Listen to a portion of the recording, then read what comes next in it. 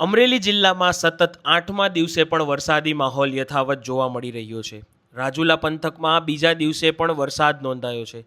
રાજુલા શહેરમાં ધીમી ધારે વરસાદ શરૂ થતાં લોકોને ગરમી અને ઉકળાટથી રાહત મળી છે. શહેર ઉપરાંત ગ્રામ્ય વિસ્તારોમાં પણ વરસાદી ઝાપટા વરસ્યા છે. ડુંગર, માંડળ, કુંભારિયા સહિત આસપાસના ગામોમાં વરસાદ નોંધાતા વાતાવરણમાં ઠંડક પ્રસરી છે. છેલ્લા કેટલાક દિવસોથી પડી રહેલા વરસાદથી ખેડૂતોમાં પણ આશાનો માહોલ જોવા મળી રહ્યો છે. જ્યારે શહેરીજનોએ સતત ગરમી બાદ વરસાદના કારણે રાહતનો અનુભવ કર્યો છે.